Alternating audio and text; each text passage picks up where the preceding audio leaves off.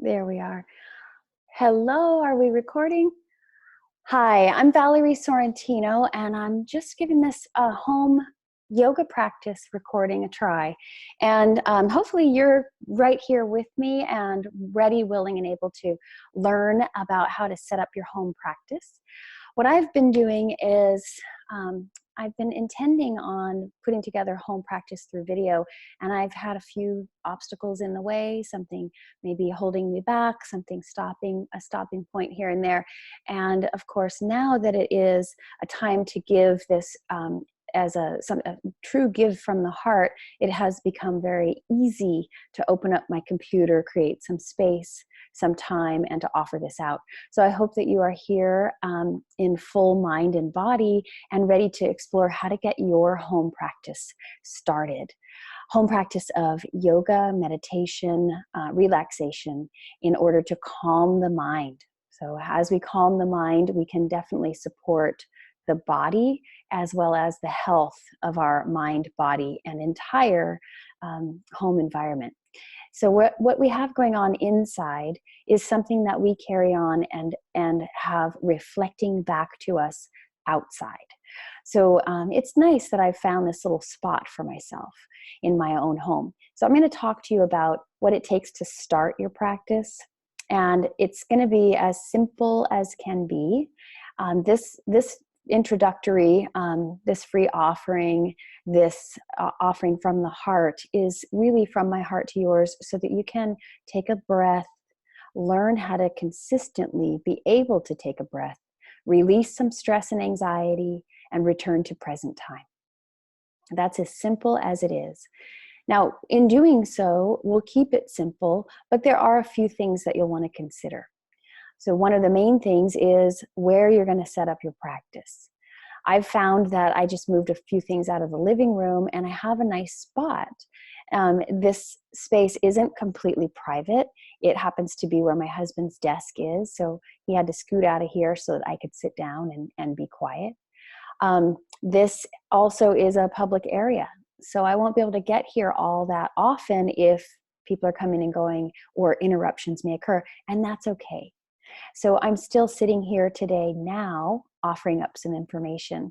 And what I want you to know is that you can also, I am recording, you can also carve out a little space that isn't just perfect.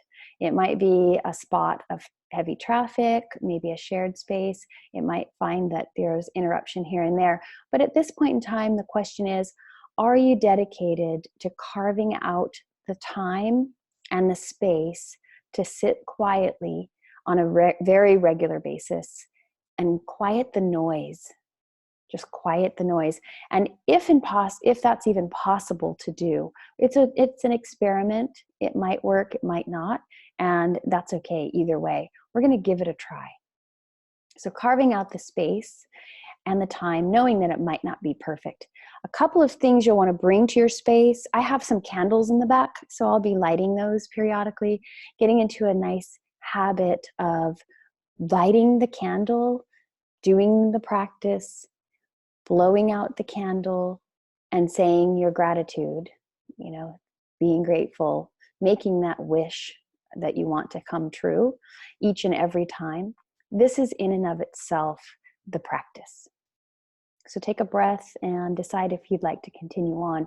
And I'm going to tell you a couple of other things that you'll probably want to gather up. So one is a yoga mat. I have one on the floor here.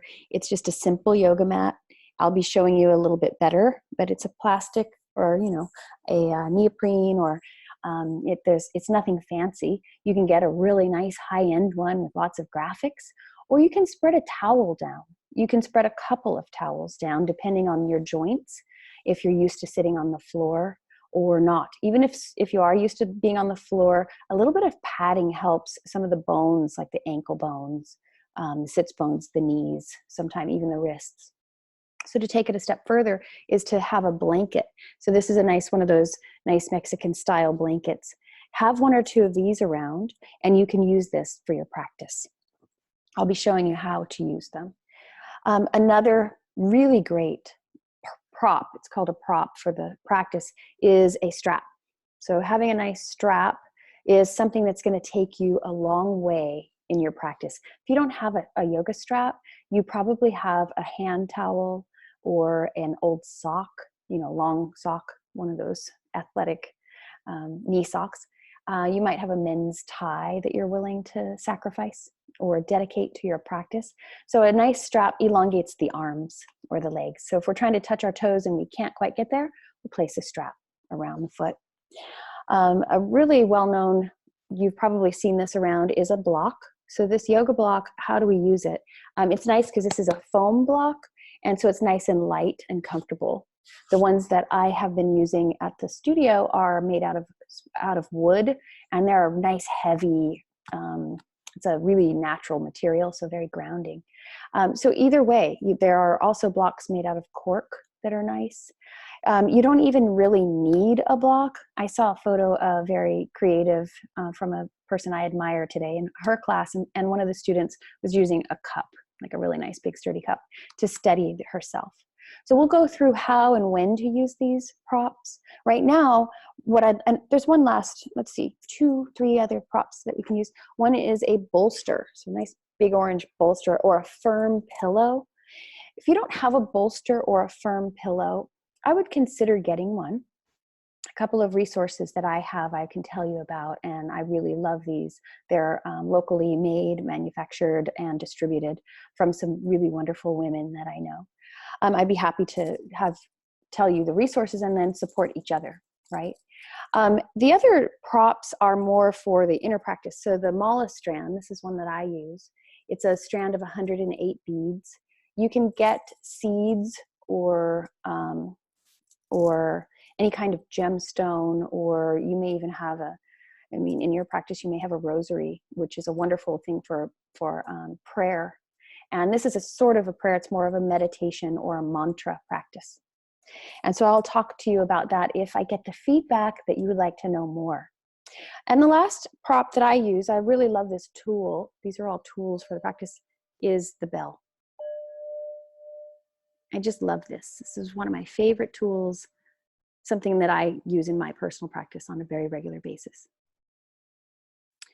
If you're practicing alone without a teacher or a guide, you might even want to have an undistracting timer.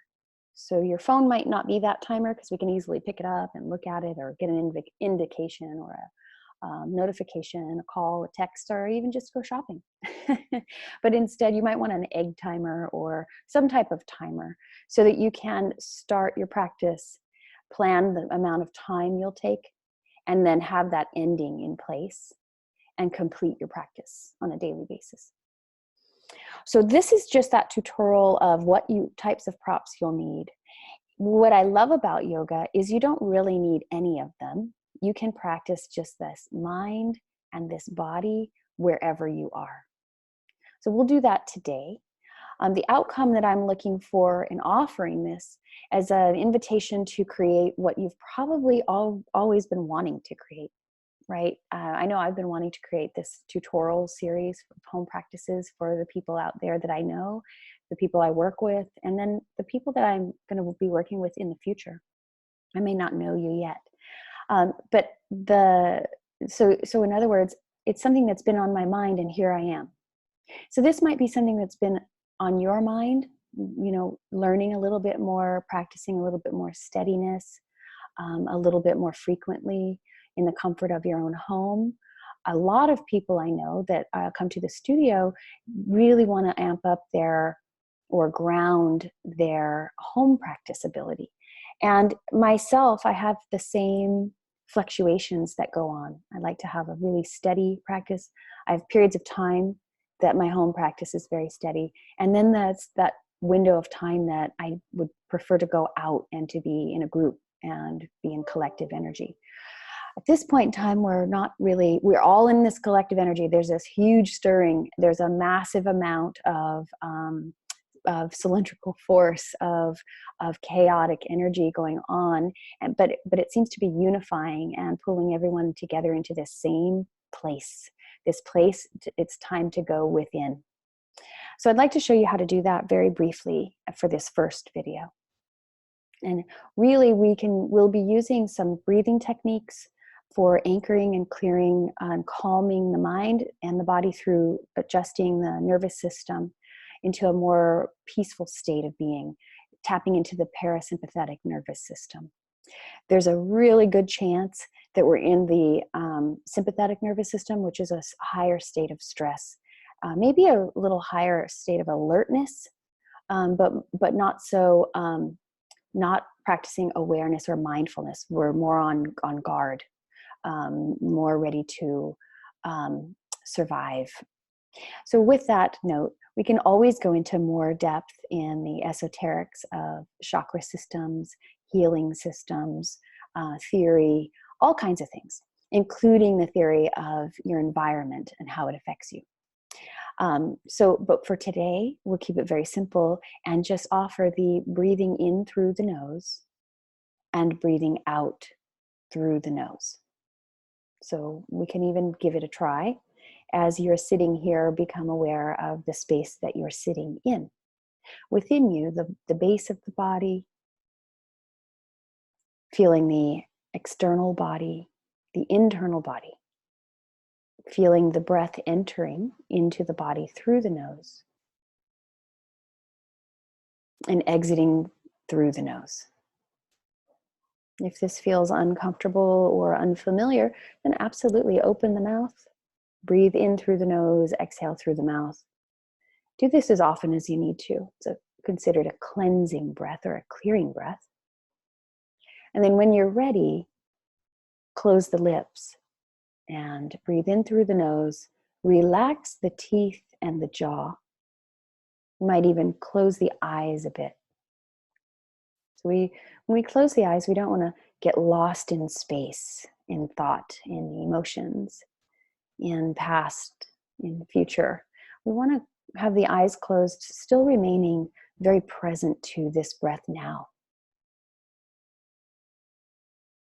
And very aware of the exhaling, the relief, the release of the breath. You might even feel the body respond immediately. As you draw your sensory inward, your shoulder blades and shoulders, elbows, arms may start to relax a little, indicating less cortisol being pumped, that it's safe to breathe. And as we draw ourselves into more awareness of the breath, entering in through the nose, notice where this body of breath goes to, and then fully let it go, breathing out through the nose. It's as simple as that.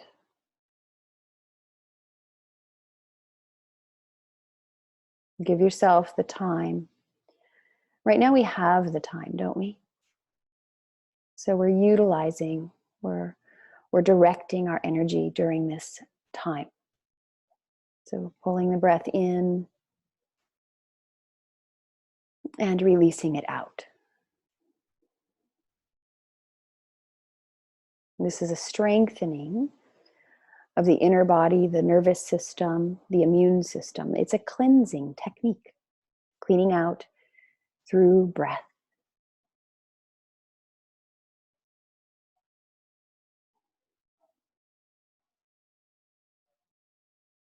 You can lengthen each breath if possible.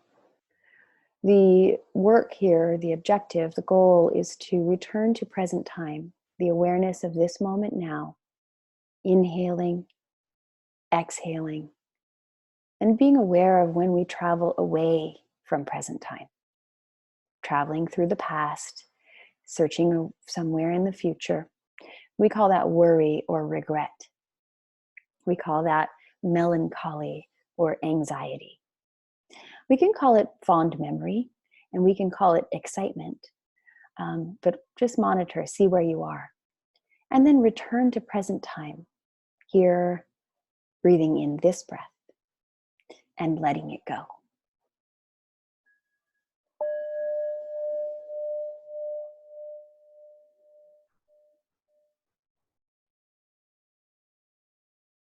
And what we'll do is return and see who would like to join in on a regular basis over the course of the next 14 days and beyond, but we'll practice daily.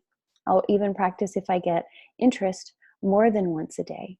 So if you'd like to join me as your personal guide, helping to anchor in the ability to breathe, to relax, to be consciously aware of where you are in and out of that state, how to effectively ground your energy, which will take anxiety nearly all the way out of the picture, and how to then see the benefits, like moving the body in a really restorative or active, intentional way will increase your ability to stay healthy and well, to sleep healthily and well, and then to make the choices that we want to make in a really clear state of mind, a state of energized awareness that is available for each and every one of us. So thank you so much. I appreciate your time and your treasure, and I'll see you again soon. Thank you. I'm Valerie Sorrentino. You can find me on Facebook in the private group Calm Mom. That's Calm Mom. I have a very small group that I'm building as well called High Vibe Life. So if you'd like to join me in High Vibe Life, I'll be taking these into deeper conversations on that private Facebook group. If you'd like to reach me, private message me. Okay? Thank you so much. Leave me a message and I will be happy to be your guide. Thanks. Bye-bye.